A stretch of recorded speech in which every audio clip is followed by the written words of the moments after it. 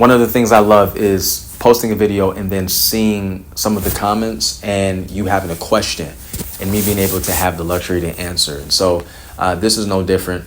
I cannot pull it up in the recesses of my mind, but hopefully right here, I can post it and show you exactly what the question is. But I think it's something along the lines of, what are situations that would happen when you have no communication with your mother-in-law?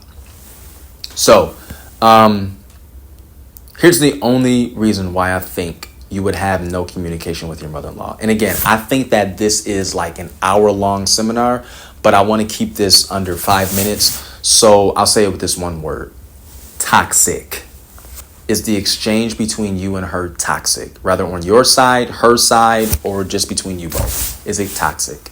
And when we hear that word toxic, I want to have a definitive answer as to what it is. This is what toxic means: very harmful or unpleasant in a pervasive or insidious way. And when I hear that word insidious, my mind taps in and I'm like, whoa, what does that mean? And insidious means proceeding in a gradual or subtle way, but with harmful effects. Is your relationship with your mother-in-law toxic?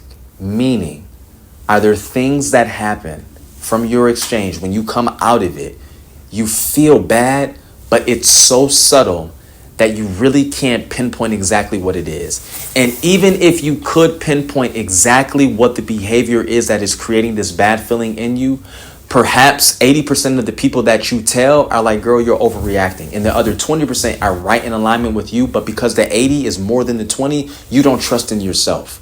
So the only way that you can really trust in yourself and make sure that you are not overreacting to some type of stimuli that you have between you and her interaction is to take a pause, to set up a standard and a boundary. And listen, standards and boundaries are not for other people to respect you.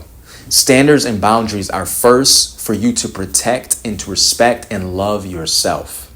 So I don't want you in your exchange, if you don't have an exchange with your mother-in-law, if you decide I'm not going to have like communication with her, maybe it's for a season, maybe it's for 2 years, maybe it's for 1 month, I don't know. But it shouldn't be announced. Like, I'm not speaking to you again, or I'm not speaking to you for a week. No, we don't post or we don't build boundaries or hold standards and then announce it to the other person like, this is what I stand for, and you're going to subject to it, because it's their decision if they're going to or not.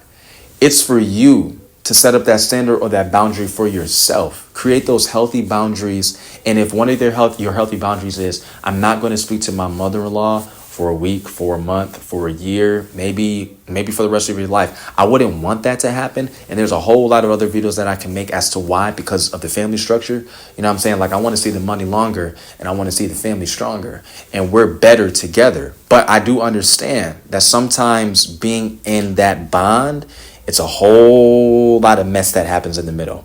And maybe you don't have the tolerance for that, or you shouldn't tolerate any of that toxic behavior from her. So if you feel those subtle exchanges that make you feel bad on the inside, that's when I say it's time for you to separate. So the simple answer to your question is, when you feel the situation is toxic, that is your call to go.